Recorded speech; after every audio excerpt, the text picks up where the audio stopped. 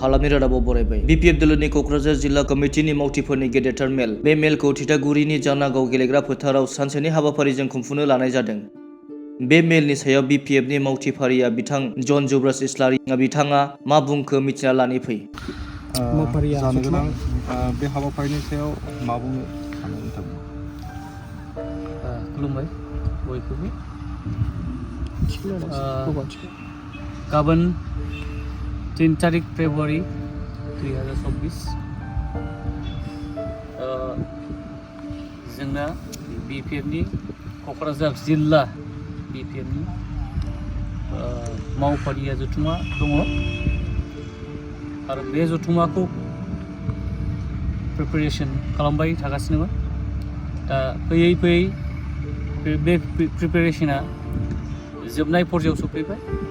जोंहा मात्र हरसेल'सै। बे हरसे जोबबानो गाबोन जोंना बे मावफारिया जथुमा जासिगोन। दा बे मावफारिया जथुमाव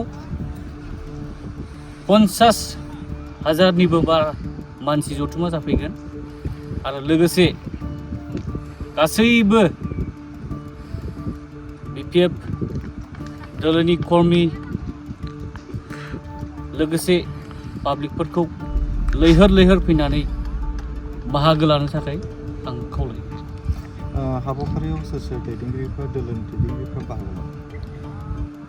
हाबाफारियाव जोंनि जिल्लानि प्रेसिडेन्ट श्रीजुत देरहासात बसुमतारी सार लोगोसे गोबां जोंनि दैदेनगिरि बिपिएफनि दैदेनगिरि आरो बे जथुमायावनो गाहाय आलासि हिसाबै फैगोन जोंना श्रीजुत हाग्रामा महिलारी सार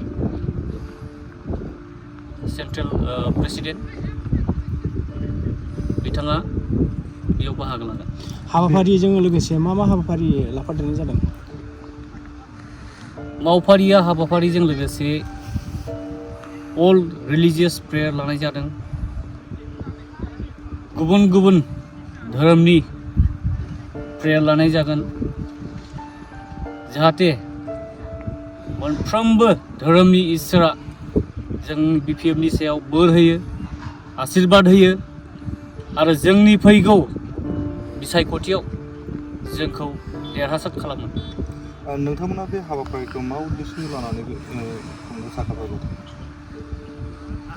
उद्देश्यआनो जाबाय जे जों बिपिएफ हिसाबै जोबोद गोरायैनो दं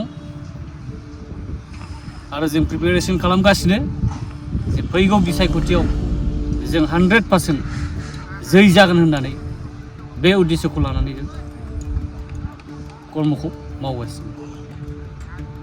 ओरैनो बेसेबांसो बाहागो लागोन आसा?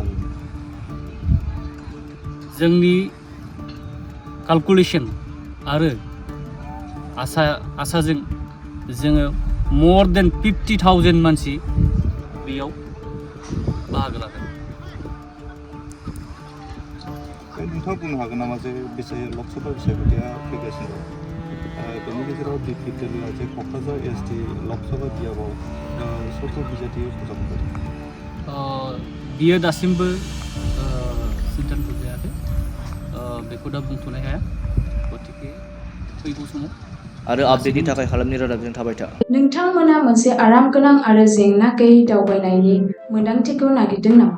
शक्ति यात्रानि अनगा आरो जेबो गैया। शक्ति यात्रानि गोदान बास सिबिथायखौ नोंथांमोना दिनैनिफ्रायनो लानो हासिगोन। शक्ति यात्रानि गोदान बास सिबिथाया क'क्राझार आरो गुवाहाटीनि गेजेराव दावबायनो थाखाय मोनसे सुबिदा गोनां आरो बाङाय बेसेनावनो नोंथांमोननो गोलाव लामा हान्थिलांनो सुबिदाखौ होयो। शक्ति यात्राजों नोंथाङा गोदानथार बासफोरनि सुबिदाफोरखौ बाङाय बेसेन होनानैनो आराम गोनां दावबायनायखौ लानो हागोन। जोंनि बासफोरा गोदान मुगानि सुबिदाफोरखौ होयो, जेरै एयार कन्डिशनिं, आराम गोनां जिरायनाय आरो थोजासे लेगरुमजों सुजुजानाय जिरायग्रा, जाहाथे नोंथाङा गोलाव लामा हान्थिलांनायाव मोनसे आराम गोनां दावबायनायखौ मोननो हायो। शक्ति यात्रा बास सिबिथायनि रोंग'थि गोनां आरो आखा-फाखा ड्राइभारफोरा मोनसे रैखाथि गोनां आरो रंजाथाव दावबायनाय होनो थाखाय बे सुबिदाखौ नोंथांमोननो लानानै फैदों। शक्ति यात्रा बास सिबिथाया नोंथांनि टिकेट बुकिं खालामनो गोरलै आरो जेंना गैयै खालामदों। नोंथाङा टिकेट बुकिंनि थाखाय प्रगति भवननि साखाथिनि टिकेट काउन्टारनिफ्राय अफलाइन आरो www.redbus.in वेबसाइटनि गेजेरजों अनलाइनबो बुक खालामनो हागोन। बिदिब्ला मानो नेथ'नो? शक्ति यात्रानि आराम गोनां आरो जेंना गैयै दावबायनायनि मोन्दांथिखौ लाफैनो दिनैनो नोंथांनि टिकेटखौ बुक खालामदो।